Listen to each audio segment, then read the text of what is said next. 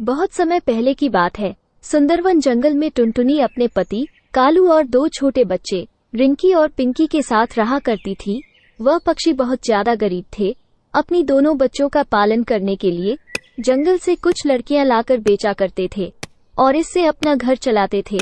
एक दिन हमेशा की तरह टुनटुनी और कालू कौवा लड़कियां लेने के लिए जंगल जाते हैं, लेकिन तभी बहुत तेज तूफान और बारिश आ जाती है, जिसकी वजह से पेड़ आपस में टकराकर गिरना शुरू हो जाते हैं और एक पेड़ कालू के ऊपर आकर गिर जाता है, जिसकी वजह से उसकी तुरंत ही मौत हो जाती है और दूसरा पेड़ टुनटुनी के ऊपर आकर गिर जाता है। टुनटुनी की सांस चल रही थी, लेकिन वो पूरी तरह से जख्मी हो जाती है। किसी तरह वो अपने आप को बचाकर कालू के पास जाती है और रोती हुई कहती है, कालू ऐसा बिल्कुल मत करो, प्लीज अपनी आंखें खोलो। जंगल में आसपास के पक्षी टुनटुनी के पास आते हैं। देखो, जो होना था वो हो गया। अभी तुम्हें अपना ख्याल रखना है, तुम भी बहुत जख्मी हो। अपने घर और अपना ख्याल रखो। और वो सभी समझाने के बाद अपने घर चली जाती है। घर जाने के बाद रिंकी पिंकी अपनी माँ की हालात देखकर घबरा जाती हैं। आपको कितनी ज्यादा चोट लगी है? माँ, पिताजी कहाँ हैं? इतना तेज तूफान आ गया था। मेरे प्यार बच्चों, तुम्हारे पिताजी हमें हमेशा के लिए छोड़कर चले गए। तेज तूफान से पेड़ गिरना शुरू हो गए और एक पेड़ तुम्हारे पिताजी पर गिर गया। तुम्हारे पिता हमें छोड़कर चले गए। मैं तुम दोनों का पालन पोषण कैसे करूंगी? अपने पिता की मौत की खबर सुनकर दोनों बच्चे भी रोने लगते हैं। तभी पिंकी अपनी माँ से कहती है, माँ, आप हमेशा कहती थी ना, हमारे दादा दादी का घर बहुत बड़ा है, हम भी तो वहाँ जा सकते हैं। आखिर वो भी हमारा घर है। नहीं मेरे प्यार बच्चों, हम वहाँ पर नहीं जा सकते। तुम्हारे दादा दादी मुझे पसंद नहीं करते, क्योंकि मैं गरीब परिवार से थी। तभी अचानक फिर तेज तूफान के साथ बारिश शुरू हो जाती है और इतनी बारिश होती है कि उनके घोंसला के अंदर पानी आना शुरू हो जाता है। ये देखकर टुनटुनी और भी ज्यादा घबरा जाती है कि अब वो कहाँ जाएगी। जब टुनटुनी को कोई और सहारा नजर नहीं आता तो उसे मजबूरी में अपने ससुराल जाने का फैसला करना पड़ता है।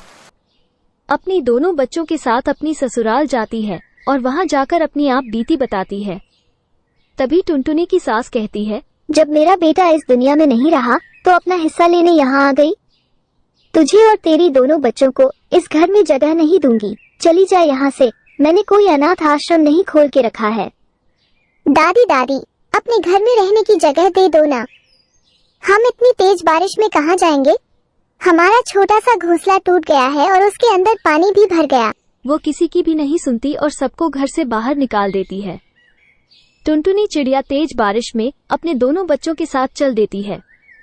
उससे कोई जगह नहीं मिल रही थी। तभी वो अपने दोनों बच्चों से कहती है, लगता है अब हमें पहाड़ी पर ही जाकर रहना होगा, क्योंकि यहाँ तो कहीं रहने की कोई जगह नजर नहीं आ रही है। सिर्फ एक पहाड़ी पर जाने का ही आसरा है। चलो मेरे प्यार बच्चों, पहाड़ी पर चलते हैं। अपनी दोनों बच्चों के साथ पहाड़ी की ओर चल देती है। वहाँ जाकर टुनटुनी चिड़िया और उसकी दोनों बच्चे देखते हैं तो चारों तरफ फल की पेड़ लगी थी और फूलों से सुंदर महक आ रही थी। माँ, पहाड़ी पर तो कितना अच्छा लग रहा है और यहाँ पर हमें खाने की भी कोई परेशानी नहीं होगी। जब तक हम यहाँ रहना चाहे आराम से रह सकते हैं। हाँ बेटा, वो तो सब ठीक है, लेकिन यहाँ पर जंगली जानवर भी रहते हैं। हम इस तरह खुला में तो नहीं रह सकते। हमें रहने के लिए घर की आवश्यकता है। माँ, वो देखिए, सामने देखिए कितनी ज्यादा मिट्टी है। हम वहाँ से मिट्टी लेकर आएंगे और मिट्टी का घर बनाएंगे। अरे वाह मेरी समझदार बेटी, तुमने कितना अच्छा आइडिया दिया है। हाँ, अब हम मिट्टी का घर बनाएंगे। मेरे प्यार बच्चों, सामने जो मिट्टी का ढेर है वहाँ से मिट्टी लेकर आओ। हम आज ही अपना मिट्टी का घर बनाएंगे। बहुत मेहनत के बाद एक बहुत ही सुंदर मिट्टी का घर बनकर तैयार हो जाता है, जो देखने में बहुत सुंदर था। धन्यवाद दोस्तों, वीडियो को लाइक और चैनल को सब्सक्राइब करिए।